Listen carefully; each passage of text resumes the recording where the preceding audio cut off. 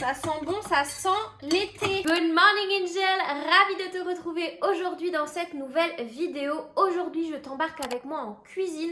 On va réaliser ensemble une semaine de meal prep facile et rapide. C'est parti. Retour de marché qui, je dois avouer, n'est plus vraiment un retour de marché parce qu'il est 16h40 passé. J'ai été au marché ce matin à 9h. Mais écoutez, les aléas de la vie, j'ai eu des péripéties. Du coup, je n'ai toujours pas fait mon meal prep, alors que d'habitude, je le fais, vous le savez, en fin de matinée. Mais ça y est, tout est réglé, tout est rentré dans l'ordre. Je vais pouvoir me mettre en cuisine. Je vais commencer par les crudités. Vous savez, c'est très important de manger des légumes cuits et crus pour profiter différemment des micronutriments notamment. Donc là, je vais laver et préparer ma salade ainsi que mes radis et ensuite on passera au reste. J'ai acheté également un bouquet de menthes fraîches. Je vais les laver et les mettre à sécher sur un linge propre. J'en fais des tisanes, tout simplement, de la menthe séchée. J'ai fait aussi sécher de la verveine. C'est vraiment très très bon. Je vais vous montrer ce que ça donne une fois séché.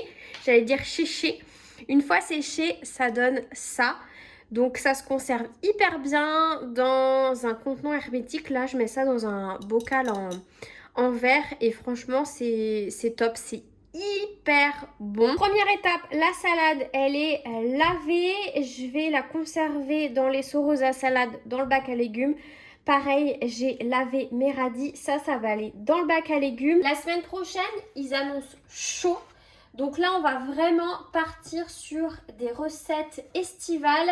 La semaine prochaine, j'ai envie de manger une salade composée, inspiration pimentaise. Vous allez voir parce que moi, je suis végétarienne, donc forcément, il n'y aura pas de jambon. Je vais faire attention à ne pas faire tomber mes œufs. Et également avec une sauce beaucoup plus light que de la mayonnaise, mais qui est très bonne. Donc là, je vais faire cuire 6 œufs pour avoir des œufs durs pour la salade. Et j'ai aussi épluché des pommes de terre que je vais faire cuire à l'eau, pareil pour la salade. Là, j'en ai bien pour une bonne demi-heure. Mes pommes de terre et mes œufs sont en train de cuire. On en a encore pour bien 20 bonnes minutes de cuisson. Là, on va commencer à préparer mon dessert / collation pour la semaine prochaine.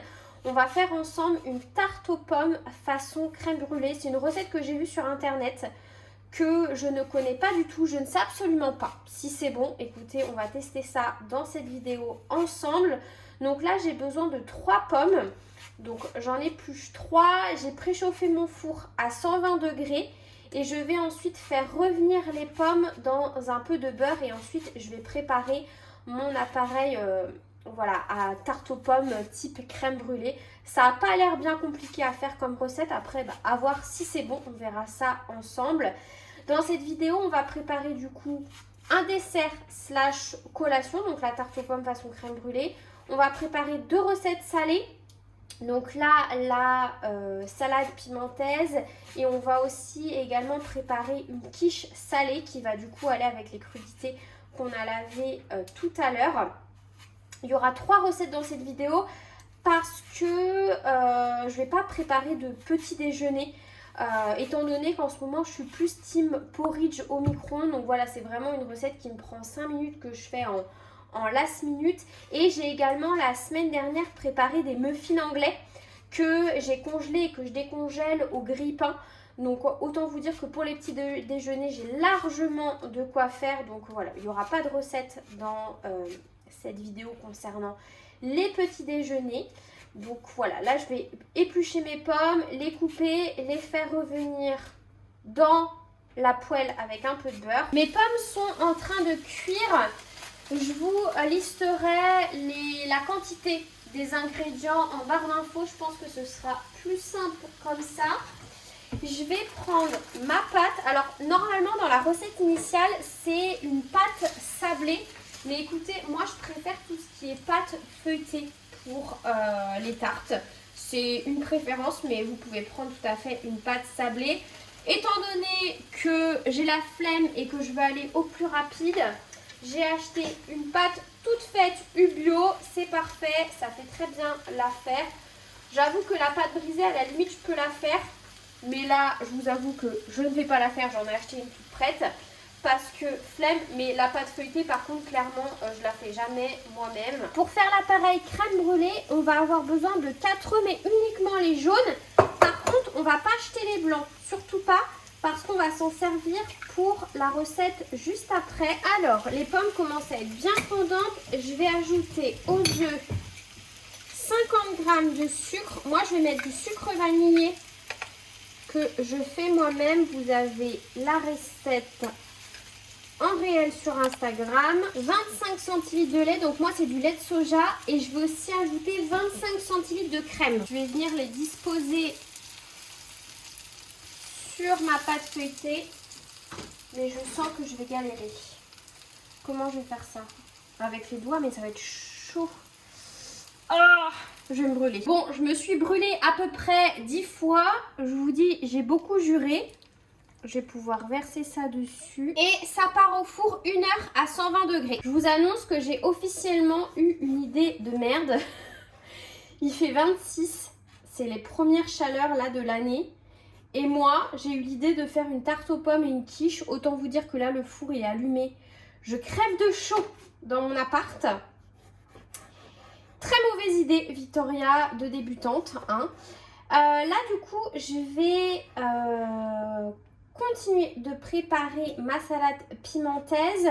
Donc, salade pimentaise oblige tomates. Les premières tomates de l'année que mon producteur a.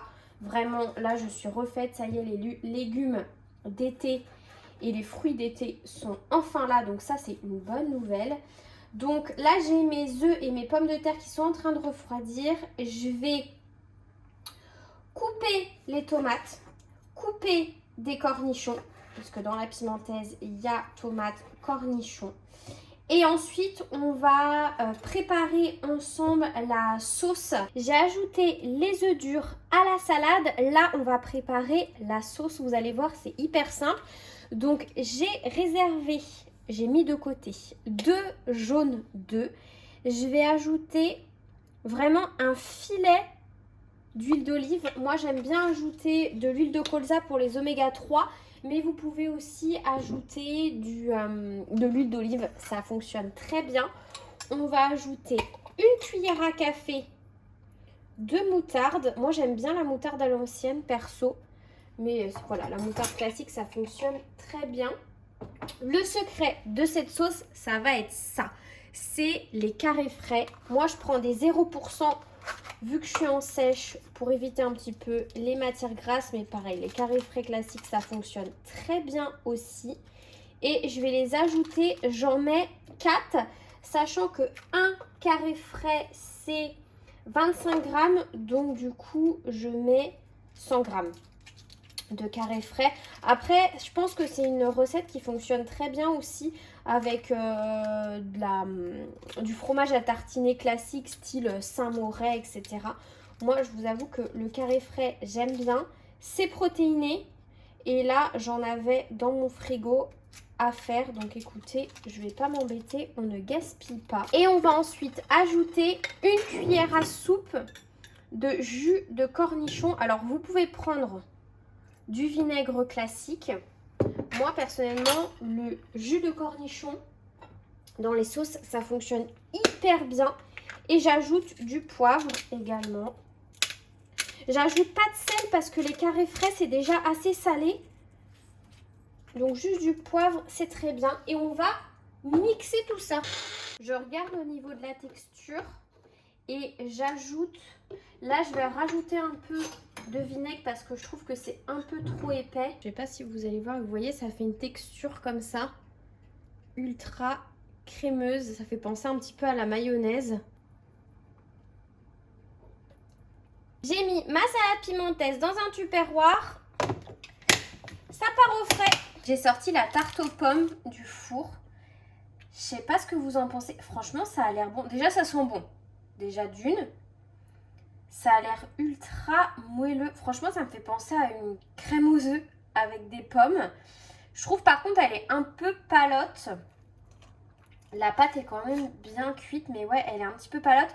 Normalement, il faut rajouter du sucre par-dessus et le faire brûler comme une crème brûlée. Sauf que moi, je n'ai pas de chalumeau. Donc, ce n'est pas ce que je vais faire. Je vais laisser ça comme ça. Écoutez, je goûterai et je vous redirai. Dernière recette, on va venir faire notre quiche. Donc là, cette fois-ci, je sors la pâte brisée. Nous allons faire une quiche tomate, courgette et feta avec un appareil ensuite à quiche. Enlevez la peau de vos courgettes si elles ne sont pas bio et on va venir les disposer. Hop. J'ai pris 2 petites courgettes, j'en ai une troisième, je vais voir si j'en mets une troisième ou pas. J'ai ajouté les tomates, au niveau des quantités j'y vais vraiment à l'œil et là je vais ajouter la feta. Oula, il y a des gros morceaux là que je vais faire émietter. Là j'ai un demi-bloc et je pense que ça va suffire. Après, ce que j'aime bien moi pour plus de gourmandise, c'est en mettre à l'intérieur. Et juste avant de manger, quand je dresse, rajouter un petit peu de feta. Donc vu qu'il m'en reste la moitié, je pense que j'en mettrai juste avant de servir. Mais là, un demi-bloc, ouais, ça va être bien assez. On va faire notre appareil du coup pour la quiche. Donc les blancs d'œufs de tout à l'heure, tac, on les ajoute.